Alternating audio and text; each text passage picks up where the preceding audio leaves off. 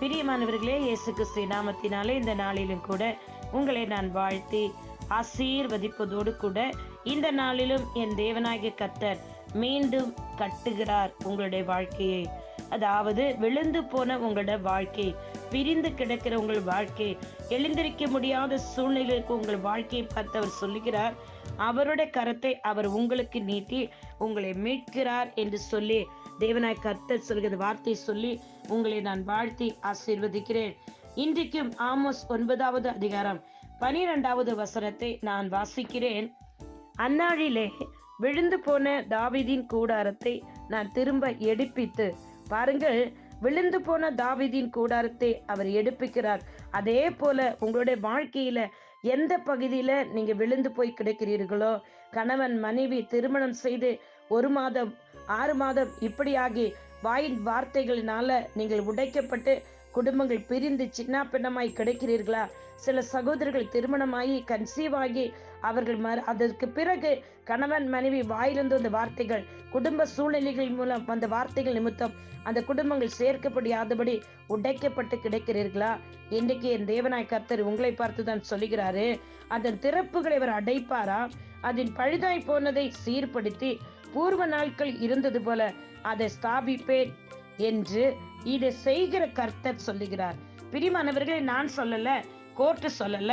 இன்றைக்கு எந்தெந்த பிள்ளைகள் நீங்கள் திருமணம் செய்து டைவோர்ஸுக்காக அப்ளை பண்ணியிருக்கிறீர்களோ, ஒரு விசை கர்த்தராகிய தேவனை நீங்க நோக்கி பார்ப்பீர்கள் என்றால் அவர் நிச்சயமாக உங்களுடைய வாழ்க்கையில உங்களுக்கு தோணுது, உங்களுக்கு தான் தெரியும் உங்க சூழ்நிலை முடியவே முடியாது, சூழ்நிலையே கிடையாது, கர்த்தருடைய ஜெபத்தை கேட்டு இருக்கிறாரா, என் ஜெபத்திற்கு பதில் உண்டா என்றெல்லாம் கூட நீங்க அநேக நேரம் குழம்பி இருப்பீர்கள்.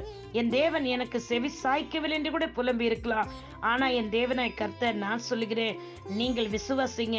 விழுந்து போன உங்களோட வாழ்க்கைய, உங்களோட இடிந்து போன கூடாரத்தை மறுபடியும் என் தேவனாய் கர்த்தர் உங்க குடும்பத்தை அவர் கட்டி எழுப்ப போகிறார். பிரியமானவர்களே, ஒருவேளை கடன் பிரச்சனையினால அநேகர் இன்றைக்கு சூசைட் செய்திருக்கிறார்கள்.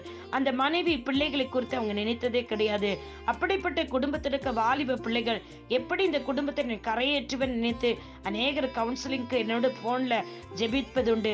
அவர்களை பார்த்து நான் சொல்கிறேன், கலங்காதீங்க, பயப்படாதீங்க.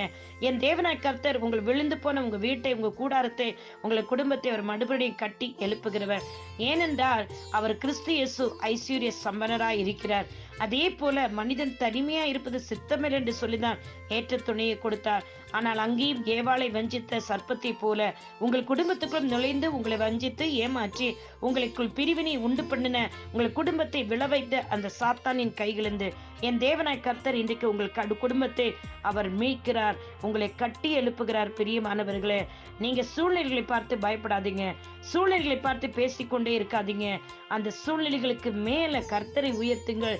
நன்மைக்காய் அவர் உங்களுக்கு செய்து வைத்திருக்கிற யாவற்றையும் அவர் செய்ய போகிறார். ஏன்னா எதிரி தீமைக்காக எதை செய்தானோ, எதை அவன் நினைத்தானோ, அதை எல்லாம் என் தேவனாய் கர்த்தர் உங்களுக்கு நன்மையாக அவர் பாற்ற போகிறார். அவரால் முடியும். பிரியமானவர்களே, அவரை நீங்கள் நேசிக்கிறபடினால், நேசிக்கிற பிள்ளைகளுக்கு நன்மையாகவும் அவருடைய நோக்கத்தை உங்களுடைய வாழ்க்கையில் நிறைவேற்றும்படி அழைத்தவர் உண்மையுள்ளவர். உங்களுடைய வாழ்க்கையில் அவருக்கு நீங்கள் முதலிடம் கொடுப்பீர்கள் என்றால் நிச்சயமாக என் தேவனாய் கர்த்தர் இந்த வார்த்தையின்படி கர்த்தர் இதை செய்கிற கர்த்தர் சொல்லுகிறேன் என்று சொல்லியிருக்கிறார்.